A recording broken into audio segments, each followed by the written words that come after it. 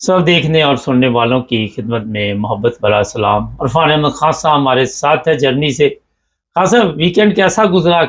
क्या नई अपडेट? हमारे साथ वीकेंड आपको पता ही है। जो पूरी दुनिया के अंदर मौसमियाती तब्दीली है उससे पूरी दुनिया अफेक्ट हुई है। रूस में भी एक सौ, हालांकि रूस और ईस्टर्न यूरोप तो हमेशा ठंडे ममालिक हैं जहाँ मौसम सरमा के अंदर हमेशा ही बर्फ पड़ती है। जी। और लेकिन ये कि वहां भी 140 साल रिकॉर्ड जो है रूस में टूटा है। हम्म। और यूरोप में भी पूरा हफ्ता ही जो है वो बर्फबारी रही है। वीकेंड पे भी बर्फबारी रही। आज सुबह भी कम से कम फ्रैंकफर्ट या उसके इलाके में तो बर्फ पड़ रही है। यही हाल अमेरिका में हुआ, आपको पता है। वहां पर भी वीकेंड के दौरान 8 लाख, अब तो शायद 10 लाख से ऊपर हो गए जो लोग बिजली से महरूम है। 15,000 परवाजें मनसूख हुई हैं। 23 रियासतों के अंदर इमरजेंसी लगा दी गई है जब वहां पे अमेरिका के अंदर। जी। तो एक तो इस लिहाज से वीकेंड सारी दुनिया का ही, पूरी दुनिया का जो है वो हार्ड गुजरा है। इसके अलावा तुर्की से यूनान जाने वाली किश्ती टूट गई, चट्टान से टकरा गई थी। उसमें भी 2 अफराद हलाक हुए हैं, 3 अभी तक लापता हैं और 50 अफराद इस किश्ती में सवार थे। और तुर्की से यूनान तक जाने का जो रास्ता है वो उतना ज्यादा बड़ा समुद्र नहीं है। लेकिन इसके बावजूद गुज़श्ता साल जो है वो कहते हैं 42,000 आदमी जो है वो इस तुर्की से यूनानी जजीरे तक पहुंचने में कामयाब हुए हैं। जबकि ऑफिशियली 107 कहते हैं, लेकिन इससे ज्यादा बताया जाता है कि लोग जो है वो हलाक हुए थे। इसी तरह जर्मनी के फुटबॉल का एक मैच था, माग्देबुर्ग और ड्रेसडन की टीमों के मबैन। कोई बुंडेसलीगा नहीं थी, zweite बुंडेसलीगा का मैच था। वहां पे भी खूब मार कुटाई हुई है और 64 पुलिस वाले जो है वो जख्मी हुए हैं। अब गोदा स्टेडियम में दोनों तरफ इस तरह बिठाया जाता है कि भाई जो जिस टीम को सपोर्ट कर रहे हैं वो एक तरफ बैठे, अपनी अपनी टीमों को सपोर्ट करने वाले बिठाए जाते हैं और वो एक दूसरे पर हमला करने की कोशिश करते हैं, जिसके अंदर पुलिस वाले उनको रोकने की कोशिश करते हैं और उसमें 64 पुलिस वाले जो हैं वो जख्मी हुए हैं। इसके अलावा एक दिलचस्प खबर ये है जर्मनी से कि भाई जर्मनी का जो सूबा सेक्शन है वहां पर कहते हैं कि इतना ज्यादा आलू पैदा हुआ है कि वो उठाने वाला उसका कोई नहीं है। और आज जो है वो उसको मुफ्त तकसीम किया जा रहा है। वाह। और वो 40 लाख किलोग्राम जो आलू है उसको, ये लाइप्जिग के जुनूब में का इलाका है, वहां पर जो है वो आलू इकट्ठा हो गया। अब उसको फरोख्त, इसको मतलब फ्री देने पे भी ज़ाहिर है खर्चा आता है, ट्रांसपोर्ट करना, उसके पैकेट बनने, तो ये वीकेंड पे बहस चल रही थी। उसके बारे में भी ये ऐलान हुआ है कि GmbH एक फार्म है, वहां पर ये सारा आलू इकट्ठा किया जा रहा है और इसका जो ट्रांसपोर्टेशन के अखराजात हैं वो सारे के एशिया के नाम से कोई NGO है, उन्होंने कहा कि हम ट्रांसपोर्ट के अखराजात देंगे और जो तकसीम के अखराजात है, पैकेट बनाना देना, वो जो है बर्लिन का मॉर्गन पोस्ट अखबार जो है उसने कहा कि हम इसका सारा खर्चा उठा लेंगे और लोगों से अपील की है कि वो आके आलू जो है वो मुफ्त लेके चले जाएं। और जो जितनी भी तंजीमें हैं, स्कूल्स हैं, उन सबको जो है वो ऑफर दिया उन्होंने कि भी आओ और आलू फ्री लेके चले जाओ। 40 लाख किलोग्राम आलू जो है वो उन्होंने जर्मनी में तकसीम होना है। ये तो आप कह लें जर्मनी की छोटी मोटी खबरें थी। और बाकी जो मेन दुनिया की खबरें हैं उनमें तो आपको पता ही है कि जो अबू धाबी के अंदर मुज़ाकरात हो रहे थे यूक्रेन के तो से मुतल्लिक, रूस, अमेरिका और यूक्रेन के, वो अब इख्तिताम को पहुंच गए। अभी तक उसके बारे में कोई हतमी ऐलान सामने नहीं आया कि वहां क्या फैसला हुआ है। लेकिन इस हफ्ते के दौरान जो है रूस ने 1,700 ड्रोन हमले भी किए हैं। इसमें 1,380 गाइडो बम जो है वो गिराए गए हैं, 69 मिसाइल जो है वो दागे गए हैं। और जो यूक्रेन के सदर हैं उन्होंने कहा कि इन मुज़ाकरात के बावजूद इतने हमले करने से हमारा तो बिल्कुल ही कैफ जो उनका दारुल हुकूमत है वो खत्म होकर रह गया। लेकिन वो साथ ये भी कहते हैं कि भाई जो हमारे मुज़ाकरात हुए हैं वो अमरीकी फ्रेमवर्क के अंदर हुए हैं, जो भी वाशिंगटन ने तजवीज़ किया था। और पहली दफा तीनों ममालिक के फौजी भी जो है वो भी इस मुज़ाकरात के शामिल थे, इस मुज़ाकरात में शामिल हुए थे। और अब दोबारा जो है हम 1 फरवरी को वहाँ अबूधाबी में दोबारा मुज़ाकरात करेंगे। बकौल इनके रूस या अमेरिका तो खामोश है, लेकिन यूक्रेन के सदर ने कहा है कि जो इस बारे में हमने जो सिक्योरिटी दस्तावेजात तैयार किए, जो हमने अमेरिकन से सिक्योरिटी मांगी थी, वो दस्तावेजात अब तैयार हो गई है। अब सिर्फ तारीख और मुकाम का फैसला होना है कि कहाँ पर बैठ के इन तीनों ममालिक ने साइन करने हैं। और फिर इस मुआहदे की तौसीक जो है वो कांग्रेस से भी करवाई जाएगी और यूक्रेन की पार्लियामेंट से भी करवाई जाएगी। तो ये एक प्रोग्रेस इस यूक्रेन की वार में बज़ाहिर नजर आ रही है। लेकिन इसके साथ जो यूक्रेन के जो उनकी जगह है सरकारी तर्जमान, उसने एक इंटरव्यू के अंदर बड़ा यूरोप को लताड़ा है और उनका कि हम यूरोप के साथ इस मामले में कोई मुज़ाकरात नहीं करेंगे। और जो एस्टोनिया की साबिक वज़ीर-ए-आज़म जो यूरोपीय यूनियन की खारजा पॉलिसी की सरबराह है, काया क्लास उनका नाम है, उनके बहुत ज्यादा उनके ऊपर तनकीद की है कि भाई इन्होंने अब तक मुज़ाकरात जो कामयाब नहीं हुए यूरोपीय यूनियन किसी उसमें उनका मतलब कि वो इस काबिल नहीं है कि भाई उनके साथ ऐसे मुज़ाकरात वाला किए जाए। तो जो अब यूरोपीय यूनियन अगर इसमें इन्वॉल्व होना चाहती है तो हम उस वक्त तक इंतजार करेंगे जब तक इनको ये ओहदा छोड़ ना दें जो काया क्लास साहब है। तो इस लिहाज से तो यूरोपीय यूनियन जो है एक साइड पे लग गई है और जो कुछ भी मुज़ाकरात हो रहे हैं या जो फाइनल शक्ल बनती नजर आ रही है उसके अंदर अमेरिका की पॉलिसी जो है वो हावी नजर आती है।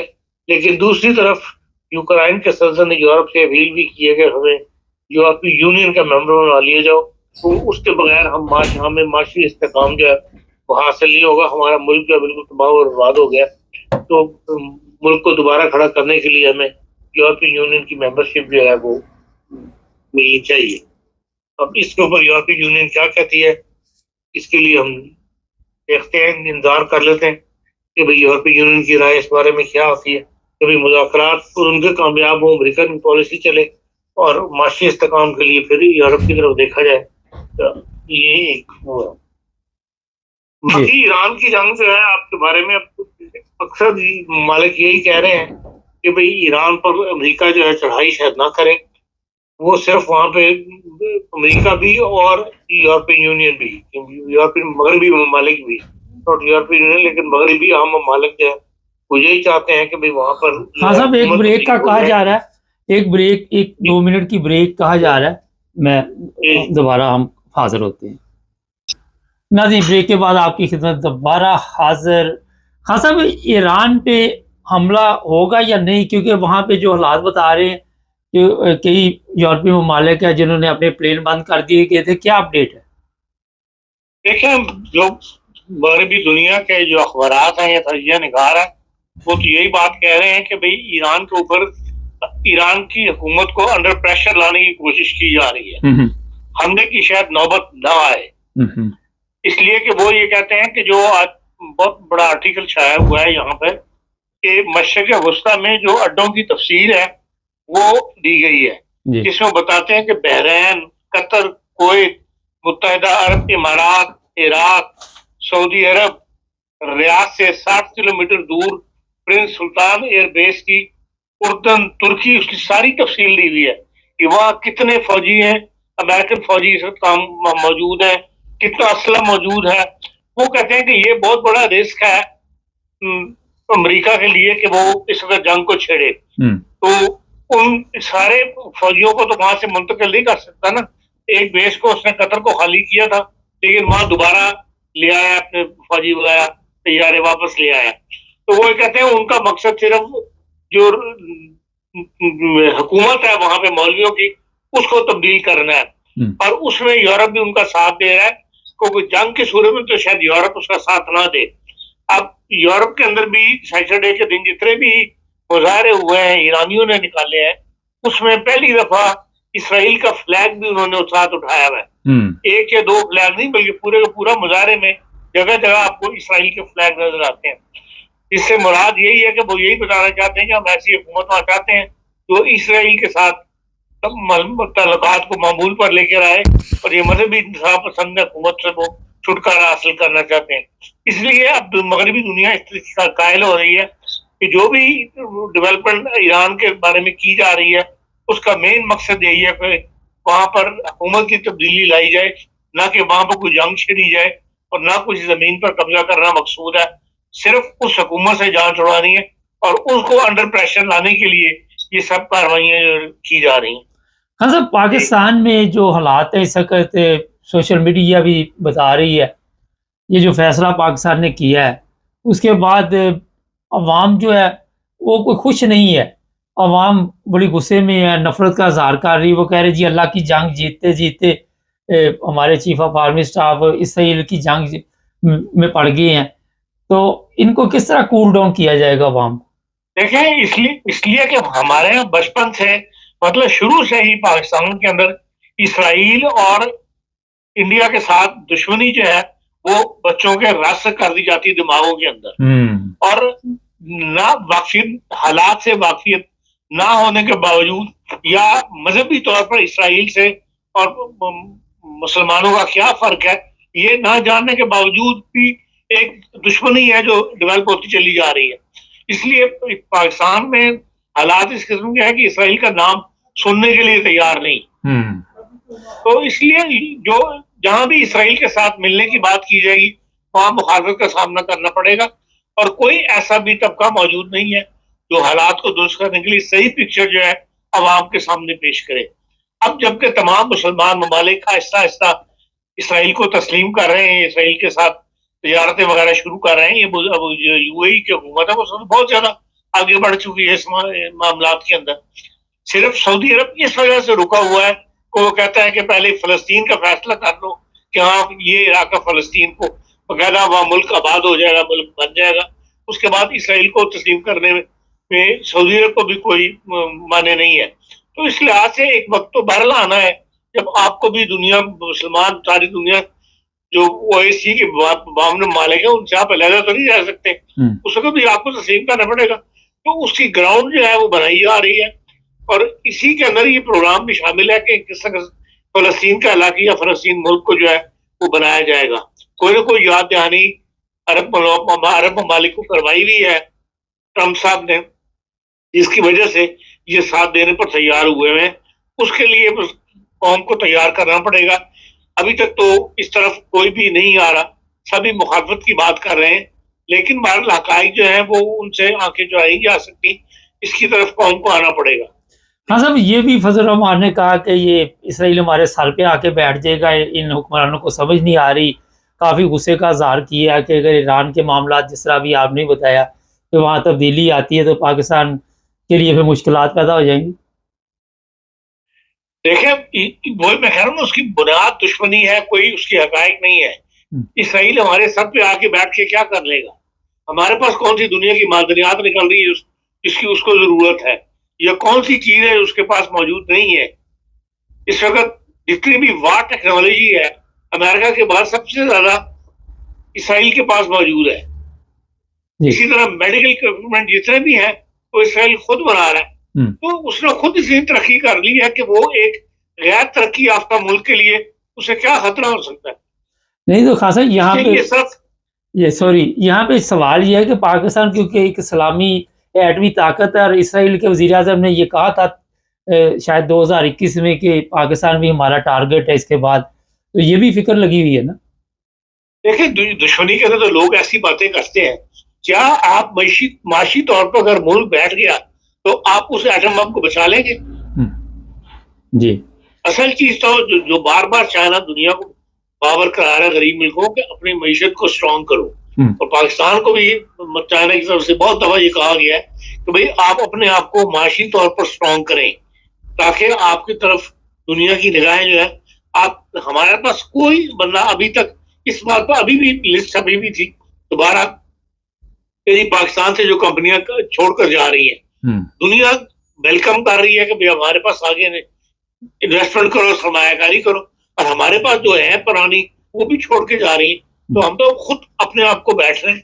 इसलिए जब तक हमें स्ट्रांग नहीं करेंगे उस वक्त ना हमारे एटम बम बचाएगा हमें, ना हमारी कोई न्यूक्लियर पावर हमारी बचाएगी। हमने खुद ही बचना है और उसके लिए हमें माशी तौर पर मजबूत होना जरूरी है। बहुत शुक्रिया खान साहब का। नाज़रीन, माजरत चाहते आज प्रोग्राम थोड़ा सा डिस्टर्ब हो गया था, जिसकी वजह से खान साहब को भी हमें ब्रेक भी लेना पड़ा, लेकिन कोशिश होती है कि जो भी अपडेट हो आप तक पहुंचनी चाहिए। चैनल को सब्सक्राइब करें। सब देखने और सुनने वालों की खिदमत में मोहब्बत भरा सलाम। नाज़रीन, यहाँ इंग्लैंड में जो लोग कंपनी बनाते हैं, आप सबके इल्म में है कि काफ़ी कुछ तब्दील हो रहा है। हमारे साथ है चार्टर्ड अकाउंटेंट साहब, उनसे पूछेंगे कि क्या क्या तब्दील हो रहा है अगर किसी ने नई कंपनी खोलनी हो और उस पर क्या ख़र्चा आएगा। जी अस्सलाम वालेकुम खान साहब। वालेकुम अस्सलाम। खान साहब, ये बताइए कि क्या तब्दीली आ रही है अगर किसी ने नई लिमिटेड कंपनी खोलनी हो यहाँ इंग्लैंड में, तो क्या तरीकाकार अब चेंज हो रहा है? देखें, बहुत ज़्यादा चीज़ें चेंज हो गई हैं। पहले ये होता था, अगर आप हम एक और चीज़ पे जाते हैं, जैसे यूके की इमिग्रेशन या वीज़ा की फ़ीसें होती हैं, जी ये अगर आपको याद हो तो ये हर साल अप्रैल में बढ़ाते हैं, क्योंकि इनका टैक्स ईयर उमूमन अप्रैल से मार्च तक चलता है। यूके का टैक्स ईयर, जी अमेरिका और उन लोगों का दिसंबर होता है, यूके का मार्च होता है टेक्निकली। तो हर साल ये वीज़ा फीसें बढ़ाते थे। कंपनीज हाउस का जो सिस्टम है, जो यूके की लिमिटेड कंपनी, ये काफ़ी अरसे से इनकी फीसें एक ही जैसी थी, इसमें कोई इंक्रीज़ और या वो नहीं होता था। मगर अभी पिछले साल भी इन्होंने इंक्रीज़ की और इस साल भी ये फीसें बहुत ज़्यादा तेज़ी से इंक्रीज़ कर तकरीबन डबल कर दी है। मतलब मैं आपको इससे मिसाल दूँ कि अभी 5 दिन बाद 1 फरवरी 2026 से फीसें ऑलमोस्ट डबल हो रही हैं। मतलब वो कंपनी जो किसी दौर में 13 पाउंड में खुलती थी, वो फिर 50 पाउंड इन्होंने फीस की पिछले साल। और अप्रैल से ये फीस हो जाएगी 100 पाउंड। मगर ये 100 पाउंड जो है, ये सिर्फ कंपनीज हाउस की सरकारी फीस है। जो एजेंट जो कंपनी बनाता है वो उसके ऊपर 30 से 50-60 पाउंड लेता है, तो वो तकरीबन आपको 150, 160, 170 या 200 पाउंड चार्ज करेगा। तो ये आपको एहतियात करनी होगी, इसको देखना होगा। इस तरह एक और चीज़ होती थी, वो थी कंफर्मेशन स्टेटमेंट। हर साल कंपनी के जो पर्टिकुलर्स थे वो कंपनीज हाउस को सबमिट होते थे। वो पहले वो भी 13-14 पाउंड की होती थी, वो फिर उन्होंने पिछले साल बढ़ा के 34 पाउंड की, और अभी वो अब 1 फरवरी से 50 पाउंड कर रहे हैं। इस तरह हर चीज़ की कीमतें जो हैं ये बहुत ज़्यादा तेज़ी से बढ़ा रहे हैं। तो वो दोस्त अहबाब जो यूके में लिमिटेड कंपनियां रखी हुई हैं या खोलना चाह रहे हैं, तो उनके लिए ये होगा कि वो अभी अगले 5 दिनों में 1 फरवरी से पहले अगर खोल लें तो वो पुरानी फीस में होगा, और 1 फरवरी के बाद अगर वो कंपनियां खोलेंगे तो फिर बहुत ज़्यादा महंगी हो जाएंगी। तो इस सिलसिले में सबसे यही है। प्लस इसके बाद मैनेजमेंट भी महंगी होगी। एक चीज़ होती थी यूके में, काफ़ी लोग अपने नाम के साथ कंपनियां रखते थे कि भी मेरा नाम प्रोटेक्ट हो जाएगा या सेफ रहेगा। तो उसमें फिर ये आ रहा था कि फीस इतनी नहीं होती थी, छोटा मोटा वो हर साल एक छोटा सा एनुअल रिटर्न फाइल करके काम चला लेता, 13 पाउंड 15 पाउंड। अब वो 50, 100, 200 पाउंड में होगा। वो शख्स जिसने 10-20 कंपनियां रखी हैं उसके लिए खर्चे बहुत ज़्यादा हो जाएंगे। पहले 5-10 कंपनियां लोग रखते थे अपने लिए, अपने दोस्तों के लिए, अब उनके लिए वो मैनेज करना मुश्किल हो जाएगा, खर्चे बहुत हैं। सब लोगों को यही मशवरा है कि अपने लोकल अकाउंटेंट से आप रब्ता करें, जो भी आपके यूके के अकाउंटेंट हैं उनसे आप मिलें, उनसे ये पूछें समझें, और हर कीमत पे अगर कंपनी आपको चाहिए तो ये 1 फरवरी से पहले, नहीं तो फिर आपको नई फीसों में 1 फरवरी के बाद होगी। और इसके बाद एक और चीज़ कर दी इन्होंने, एक आइडेंटिटी वेरिफिकेशन का सिस्टम डाल दिया जो बहुत ही सख्त है। पहले ये होता था कंपनीज हाउस में कि कोई भी कंपनी खोल सकता था, कोई भी उसमें नाम, एड्रेस, डेट ऑफ बर्थ डालता और वो कंपनी खुल जाती थी। अब ये एक वेरिफिकेशन कर रहे हैं, जो ब्रिटिश नेशनल हैं, जो यूके के पासपोर्ट वाले हैं, उनके लिए ये काम आसान है, क्योंकि वो अपने लॉगिन खुद ही करके वन अकाउंट बना के, अपना एक अकाउंट बना के वेरिफिकेशन करके पर्सनल कोड ले सकते हैं। जो ओवरसीज है, जिस तरह जो पाकिस्तान में है, जो दुबई में है, या जो ब्रिटिश नेशनल नहीं, उसके लिए ये बहुत ही मुश्किल काम है, क्योंकि वो यूके का वन वाला सिस्टम यूज़ नहीं कर सकता। तो उसको इन्होंने एक सिस्टम बनाया कंपनीज हाउस ने, ACSP, authorised corporate service provider. वो तकरीबन 10,000 के करीब लोगों को इन्होंने लाइसेंस दिया हुआ है, जो अकाउंटिंग फर्म में वकील मुख्तलिफ लोग होते हैं, जिसमें से 1,000 की लिस्ट भी वेबसाइट पे कंपनीज हाउस की वेबसाइट पे वो आपको वेरीफाई कर सकता है। तो उसमें यह है कि आप लोकल अकाउंटेंट से बात करें और आप जो है वेरिफिकेशन का सिस्टम बड़ा मुश्किल है, ये इतना आसान नहीं ओवरसीज के लिए, तो वो अकाउंटेंट के बगैर नहीं हो सकता। वो कोई अकाउंटेंट 50, 100, 150, 200 पाउंड, 250 पाउंड चार्ज करता है, तो उसको आपको देखना होगा। मतलब मकसद कहने का ये है, इंफॉर्मेशन देने का ये है कि अब यूके में लिमिटेड कंपनी को बनाना, मैनेज करना भी महंगा है, और ये आइडेंटिटी वेरिफिकेशन, ये नवंबर की डेडलाइन इन्होंने दी हुई है। हर शख्स को यूके में ये कंपनी आइडेंटिटी वेरिफिकेशन डायरेक्टर को करनी होगी, नहीं करेगा ये कंपनी बंद कर देंगे या जुर्माना लगा देंगे। तो बड़े एहतियात से जिस शख्स की भी यूके में लिमिटेड कंपनी है वो हर कीमत पे अपने लोकल अकाउंटेंट, जो भी उसका अकाउंटेंट से रब्ता करे। बात यह कि हम ये समझते हैं कि ये गेम जो कंपनियों की है ये उठ के अब अकाउंटेंट्स के पास आ गई। वो शख्स जो खुद कंपनी मैनेज करता था उसके लिए आगे ये बहुत मुश्किल हो रहा है, उसको लाजमी अकाउंटेंट के पास जाना पड़ेगा। तो इसलिए आप अपने लोकल अकाउंटेंट से अच्छे ताल्लुकात बनाएं, या गूगल पे देख लें, इंटरनेट पे देख लें, जो भी आपको अच्छे अकाउंटेंट मिलते हैं उनसे पहले से बात करके ये कंपनी की मैनेजमेंट, स्पेशली ये फाइलिंग जो है ये करने, क्योंकि अब बड़ी सख्ती हो गई है। अगर ये आपकी आइडेंटिटी वेरिफिकेशन ना हुई तो समझे आपकी कंपनी वो बंद कर देंगे, खत्म कर देंगे, और आप पे जुर्माने जो हजारों पाउंड के होंगे वो डाल दें। तो इसलिए सबसे ये दरखास्त है कि अपने यूके के जो मामला है, स्पेशली यूके के जो लिमिटेड कंपनी है, उसको बड़े एहतियात से उसको समझें, देखें और परखें, और खास तौर पे कोई भी लोकल अकाउंटेंट जो भी आपके, उससे लाजमी एक मशवरा लें। हाँ सर, ये बताइए जिन लोगों की कंपनी पहले से चल रही है, वो भी यहाँ फर्ज करें जर्मन है, नेशनल है, वो यहाँ रेजिडेंट परमिट है, उनको भी ये सारा कुछ करना पड़ेगा? जी हाँ, ये बड़ा अच्छा सवाल है। ये सब लोगों के लिए, ये सिर्फ ये नहीं है कि नई कंपनी, तकरीबन यूके में जो ये एस्टिमेट बता रहे हैं कि 50 लाख कंपनियां रजिस्टर्ड हैं। तो 50 लाख कंपनियां अगर रजिस्टर्ड हैं तो 50 लाख की 50 लाख को ये वेरिफिकेशन, क्योंकि इसमें काफी फ्रॉड होते थे, काफी गलत काम होते थे, लोग बैंकों से लोन लेके दौड़ जाते थे, लोग फ्रॉड करते थे, धोखाधड़ी करते थे, चीजें खरीद ली, बेच ली, वो काम नहीं करते थे, भाग जाते थे, किसी और का नाम डायरेक्टर को डाल दिया, डायरेक्टर जवाब नहीं देता था, डायरेक्टर का पता नहीं चलता था कि कौन है मालिक। अब ये सिस्टम, ये कंपनीज हाउस इन्हीं फ्रॉडों को रोकने की खातिर ये सिस्टम लाए हैं। उसके लिए चाहिए क्या? ये आईडी कार्ड चाहिए, क्या चाहिए फर्ज करे? हाँ, जो लोकल वेरिफिकेशन है, जो ब्रिटिश नेशनल की वेरिफिकेशन है, वो तो आसानी से हो जाती है। दूसरे लोग हैं उनको, हाँ, उनको ये बड़ी कॉम्प्लिकेटेड। ओवरसीज का मसला ये यूके का इसलिए कर लेते हैं कि ब्रिटिश पासपोर्ट की डिटेल देते हैं, ब्रिटिश ड्राइविंग लाइसेंस की डिटेल देके अपनी वेरिफिकेशन करवा लेते हैं, आसानी से हो जाए तो खुद कर सकता है। ओवरसीज का मसला ये है कि वो कंपनीज हाउस ओवरसीज डॉक्यूमेंट इस तरह मानती नहीं, वो फिर AC authorised corporate service provider के पास जाएगा, जो लोकल अकाउंटेंट है, वो उसके पासपोर्ट की कॉपी रखेगा, वो उसके एक बैंक की या बिल की स्टेटमेंट रखे कहाँ रहता है, कुछ और भी वो उससे प्रूफ लेगा। उसके बाद वो अपनी गारंटी पे वो उसकी वेरिफिकेशन करेगा, एक पर्सनल कोड आएगा और उसको कंपनी हाउस में डालेगा। मगर उसमें यह भी है कि ACSP को बड़े एहतियात से काम लेना पड़ेगा, वो हर चीज का रिकॉर्ड रखे, कल को उसके इंस्पेक्शन होगा, चेक होगा, अगर वो कागज नहीं दिखा सका तो उसका भी लाइसेंस चला जाएगा। तो ये इतना आसान नहीं है, और हर बंदा इसमें हाथ नहीं डालता, हर अकाउंटेंट इन चीजों में हाथ नहीं डालता, ये भी याद रखें। एक और चीज़ बताइए खान साहब, अभी जिस तरह लोग यहाँ पे कंपनियां खोल खोल के कोई बेच रहा था, कोई कुछ कर रहा था, और उससे आपको ही पता कि लोग जिस तरह अभी आपने क्या बैंक से कर्जा मर्जा भी लेते थे, इसमें अब फर्क पड़ेगा कुछ ना कुछ? हाँ, अब जो है ना, अब कंट्रोल आ जाएगा। अब भी बैंकों को भी पता चल जाएगा लोगों की कंपनी का डायरेक्टर कौन है, और ये वेरिफिकेशन जो होगी ये होती रहेगी, ये बहुत अहम है। इससे कंपनियां, वो जो हम कहते हैं ना, फिल्टर आउट हो जाएंगी। जो 2 नंबर या गलत किस्म के लोग होंगे, गलत किस्म की कंपनियां हैं, वो ना वेरीफाई होंगी, वो खत्म हो जाएंगी, जुर्माने हो जाएंगे, बंद हो जाएगी। अभी अगर 50 लाख कंपनियां हैं तो हमारा तो ये ख्याल है कि ये 30-40 लाख रह जाएंगी, 10 लाख कंपनियां बंद हो जाएंगी, क्योंकि खर्चा बहुत है ना। जिसने 10 कंपनियां रखी हैं वो अब कहाँ से 1000 पाउंड हर साल के भरेगा? वो तो बोलेगा काम पहले 130 पाउंड, पहले 500 पाउंड में, मतलब 1000 पाउंड, तो ये कंपनियां भी कम होंगी। हर बंदा कंपनी भी नहीं खोलेगा, क्योंकि कंपनी खोलना बहुत मुश्किल कर दिया इन्होंने, स्पेशली उस शख्स के लिए जो ब्रिटिश नहीं है। अच्छा, एक चीज़ और, इसमें यहाँ जब सख्ती होगी लोग दूसरे ममालिक का रुख कर लेंगे, वहाँ लिमिटेड कंपनी खोलने की कोशिश करेंगे? नहीं, वो बहुत ही मुश्किल है। आयरलैंड की लिमिटेड कंपनी बहुत महंगी है, वो भी 200-300 यूरो की है, और वहाँ फिर वो एनुअल रिटर्न ना फाइल करे, हर दिन वहाँ जुर्माना होता है।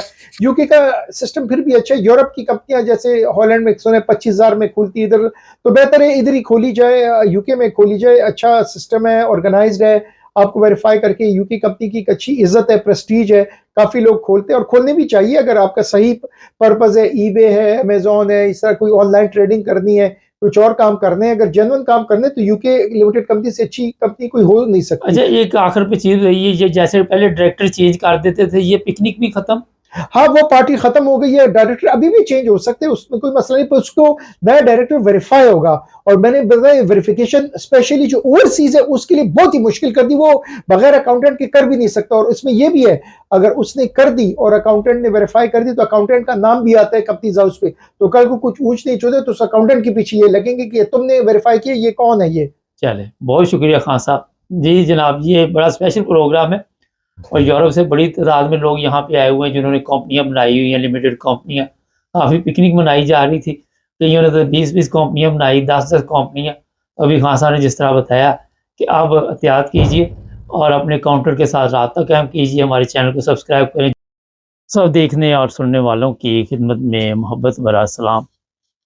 ऐसे तकलीफ़देह हालात पाकिस्तान के नज़र आते हैं और ये कि जो हमारे सियासतदान हैं उन्होंने यंग जो बच्चे हैं उनकी जो तरबियत है उसका भी बेड़ा गर्क कर दिया। जब आपके बड़े झूठ बोलेंगे, जब आपके बड़े सारा दिन लोगों को फ़रेब देते रहेंगे और फिर कोई भी पोस्ट खाली होती है वहाँ पे हमारे जर्नैल रिटायरमेंट के बाद भी कब्ज़ा कर लेते। और ऐसा कब्ज़ा कि वो नहीं, फ़िल्म मरते दम तक वो साफ़ हो जाता है। जब तक वो मरेंगे नहीं फिर दूसरा कोई आ जाएगा। इसी तरह जो पूरा सिस्टम है उसका बेड़ा गर्क किया हुआ है। ये जी चिन्योट से कुछ वीडियो नज़र आई हैं और वहाँ पे जो स्टूडेंट है वो लड़ाई झगड़े में पड़े हुए हैं, पुलिस वालों के साथ लड़ाई और वहाँ पे एक दूसरे के ऊपर हमले हो रहे। और ये मैं बता देता हूँ कि ये बच्चे पढ़ने के लिए आते, मगर जो वहाँ पे स्कूलों की हालत है, जो यूनिवर्सिटी कॉलेज की हालत है, वहाँ पे पढ़ाई तो कम होती है मगर कोई ना कोई ऐसा सीन पार्ट जो है, ऐसी फिल्म सामने आ जाती है जिससे पता चलता है कि यहाँ जो भी लोग हैं वो या तो जिनसी तशद्दुद का शिकार हो रहे, चाहे वो लड़कियाँ, ब्लैकमेलिंग, आम चीज़ है, ड्रग्स, चरस, फीम, गांजा, आइस माइस जो भी मिलता है उस पे लगी हुई कौम। और फिर ये है कि जो भी वहाँ पे पढ़ने के लिए बच्चे जाते हैं, अगर उनके आप टेस्ट ले लें और 50 साल पहले के बच्चे के टेस्ट ले लें तो आपको पता चलेगा कि आज के हालात क्या है। ना ये पढ़ते हैं और ना ही इन्हें कोई दिलचस्पी है पढ़ने से। उनको पता है कि इस मुल्क में पढ़ लिख के भी खज्जल ख़राब होना है, किसी ने रेहड़ी लगानी है, किसी ने कोई मजदूरी करनी है। क्योंकि जिस तरह मैंने आपको शुरू में बताया कि कोई जगह खाली नहीं होनी और वहाँ पे लोग जो हैं वो वही वाले होंगे जो पेंशन पे चले जाएंगे और उनको दोबारा वहाँ पे मुकर्रर कर दिया जाएगा। नौजवान नस्ल के लिए हमारे पास कोई प्रोग्राम, किसी किस्म का प्रोग्राम। ये वीडियो ऐसी तकलीफ दे मैं देख रहा था और ये सिर्फ वही नहीं, चिन्योट नहीं, फैसलाबाद में के स्टूडेंट भी इसी काम में पड़े हुए। वो भी एक दूसरे के साथ लड़ाई झगड़ा, कभी किसी बस ड्राइवर को मारा, कभी कनेक्टर को मारा, कभी पुलिस वालों को भी ये चिन्योट वाली वीडियो में नज़र आ रहा है। तो इस तरह पाकिस्तान जो है, जिसका मतलब वो हमारे फील्ड मार्शल साहब ने कहा था कि इसकी परवान को, इसकी परवाज़ को कोई नहीं रोक सकता। बाकी कोई नहीं रोक सकता, क्योंकि आप लोग जिस तरह सिस्टम चला रहे हैं, जो आपने हालात पाकिस्तान के पैदा किए हुए, पार्लियामेंट में ऐसे हालात है कि एक दूसरे को गालियाँ देते हैं। आज भी ख्वाजा आसर था, वो गालियाँ बक रहा था, आगे से उसे भी बक रहे थे। वो कह रहा था कि एक दफ़ा तुम्हारा मुँह काला किया, वो इसके मुँह पे सेज फेंक दी थी ना, तो इनके मुँह काले कर दो, ये खुद ही काली करतूतों के मालिक है, उससे क्या फ़र्क पड़ता। वहाँ पे पार्लियामेंट में आप देख लें, वो जिस तरह की तकरीरें कभी आवाज़ शेररी करता है, कभी कोई करता है, वहाँ से पता चल जाता है कि इनकी अखलाकी हालत कहाँ तक दुरुस्त है और कहाँ तक इनका बेड़ा गर्क हुआ हो। और उस बेड़ा गर्क की वजह से अपनी तरह से ये कह रहे होते हैं कि हम बड़े किंग बने हुए हैं, लेकिन अपने अपने इलाके के ये बदमाश किंग नहीं, इन्होंने सिस्टम को हाईजैक किया हुआ है अगर मेरे से पूछे। और वहाँ पे सांस लेना मुश्किल हो गया, एक जेल बना दिया पाकिस्तान को, और लोगों के अंदर सब्र का कोई ज़रा सा भी वो मादा नहीं है कि थोड़ा सा सब्र कर ले। ये जो स्टूडेंट है, आपको मैंने शुरू में बताया था, कौम का सरमाया, कौम के सरमाए के जो रिजल्ट निकलते हैं वो यही है, या तो इस मुल्क से भाग जाओ, दौड़ जाओ, छोड़ दो इस मुल्क को, या फिर वहाँ पे आप जिस तरह मैंने आपको कहा भूख और अफलास का मुकाबला करो। ज़हनी परेशानियों में डिप्रेशन का शिकार लोग, मुख्तलिफ बीमारियों का दिमागी तौर पर शिकार हो रहे, और वहाँ की जो नशोनुमा है वो आप सबके इल्म में है कि इतनी खौफनाक होती जा रही है, जिस तरह मैंने आपको बताया कि ज़िंदगी मुश्किल होगी। लेकिन हमारे जो ताकतवर लोग हैं उनको इस चीज़ की अकल नहीं है। आज आप देख ले जिस तरह वहाँ पे हर जगह पे आप कोई भी काम करवाना, किसी दफ्तर में भी जाना, कहीं पे भी जाना है, जो चिन्होटी ले लें, वहाँ पे आप किसी भी ऑफिस में चले जाए, वहाँ भी आपको वकाला तौर पर कोई पावरफुल बंदा साथ चाहिए, जाके फिर आप उनसे बातचीत कर सकते हैं, वरना पुलिस वाले तो आपको कुत्ते की तरह पड़ते हैं वहाँ। किसी भी शहर में चले जाए, ये नहीं कि मैंने एक नाम ले दिया। और ये जो कौम है, जिस तरह कौम का सरमाया उसका बेड़ा गर्क हो रहा है, इसके आने वाले दिनों में हालात क्या होंगे वो भी आप सबके लिए। कई दफ़ा इन्होंने अभी एक कल ही मैं देख रहा था, इंस्पेक्टर था, वो साहब भी चरस, फीम, गांजा मांजा सब बेच रहा था। उसको पता था मुझे किसी ने पकड़ना, मगर वो भी पकड़ा गया। फिर ऐसे वाक़यात होते हैं, अगर चरस मर्स पकड़ी जाए वो फिर उन लोगों के हाथों बेच दी जाती, फिर उनको फ़रोख्त कर दी जाती है। वो पुलिस वाले भी सारे ऐसे के। जिस माशरे में, जिस तरह मैंने आपको कहा कि नफ्सा नफ्सी का आलम हो, जिस माशरे में आपको ये तो बताया गया कि हम एक आज़ाद कौम है मगर आप आज़ाद नहीं, और सबको पता चल चुका है कि ऐसे सिस्टम में हम और ऐसे शिकंजे में हम आ चुके हैं कि जिससे बाहर निकलना मुश्किल है, और बहुत मुश्किल है। ये मैं बता दूँ, अभी ये आपने देखा, ये जो इसराइल का मामला है उस पर बातचीत हो रही, लोगों के दिलों में नफरत, लोग इन चीज़ों को पसंद नहीं करते। हमारे लोगों को कहा जाता है जाके तकरीर करो पार्लियामेंट में इस हक़ में, मौलवियों को कहा जाता है अशरफ जैसी फतवे दो कि ये रियासत ने बड़ा अच्छा किया। तो जब भी आप इस्लाम की तारीख निकाल ले, अयूबी के दौर से भी निकाल ले, सुल्तान सलाहुद्दीन अयूबी के दौर से, आपको पता चल जाएगा कि ये जो भी हरामखोरों का टोला उस वक़्त भी मौजूद था, आज भी मौजूद है। वो आपको सब्ज़ बाग दिखाएँगे, वो आपको ये बताएँगे कि हम ठीक जा रहे हैं, हम बड़े ज़बरदस्त मुसलमानों की खिदमत कर रहे हैं। जो फ़ौज अपने लोगों के ऊपर गोली चला सकती है, अपने लोगों को मार सकती है, वो कल को वहाँ पे जाके जो मुसलमान हैं उनके साथ क्या सलूक करेगी? यहाँ किसी को पूछना भी नहीं, यहाँ भी किसी ने नहीं पूछा। और उन लोगों के हाथों में ये खेल रहे हैं उन ताकतों अपने आप को बचाने के लिए। देखिए बकरे की माँ कब तक खैर मनाएगी? एक दफ़ा आपने अमेरिका की बात ना मानी तो जो आपको रगड़ा पड़ना वो आप सोच नहीं सकते। एक दफ़ा इसराइल की बात ना मानी तो क्या होगा? अंडरग्राउंड कौम को कोई चीज़ सच्चाई पे भी ये बताने के लिए तैयार, किसी किस्म की सच्चाई भी सामने लाने के लिए तैयार। फजल रहमान है, वो ऐलान कर रहा है कि 10-10 साल की लड़कियों की मैं शादी कराऊँगा, लड़कों की शादी कराऊँगा। और दूसरे कवानीन पास हो रहे हैं, बीवी की तरफ घूर कर देखो, बीवी को आपने मगर फैमिली के साथ रहना, बीवी पुलिस में रिपोर्ट दर्ज करा दे, खामद को 3 साल जेल, और बाद में पुलिस वाले जो है उसकी बीवी के साथ पिकनिक मनाएँगे। उसका खर्चा कौन उठाएगा? किसी को पता। वो कहते हैं ये इस मुसीबत में पड़े रहे, इनको ऐसे कैद खाने में डाल दे कि ये कुछ जेलों में चले जाएँ, कुछ पीछे जो है वो ज़िल्लत और रसवाई की ज़िंदगी गुज़ारे, इनकी इज़्ज़तें नीलाम हो रही हैं। सड़कों पे लाहौर, कराची जहाँ मर्ज़ी चले जाएँ, लड़कियाँ धंधा कर रही हैं, कोई पूछने वाला नहीं। गुर्बत की वजह, हर एक की ख्वाहिश है कि मैं अच्छी ज़िंदगी गुज़ारूँ, लेकिन जब आपके पास है ही कुछ नहीं। अगर ये यूरोप में ऐसे कवानीन है, इतने सख्त भी नहीं है, तो इन्होंने यहाँ खाने-पीने का बंदोबस्त किया है कि औरतों को पूरी वो रिलीफ़ देते हैं, उनको बेनिफिट देते हैं। आप क्या देते हैं? आपके तो बेनज़ीर भी आप खुद ही खा जाते हैं इनकम सपोर्ट जो।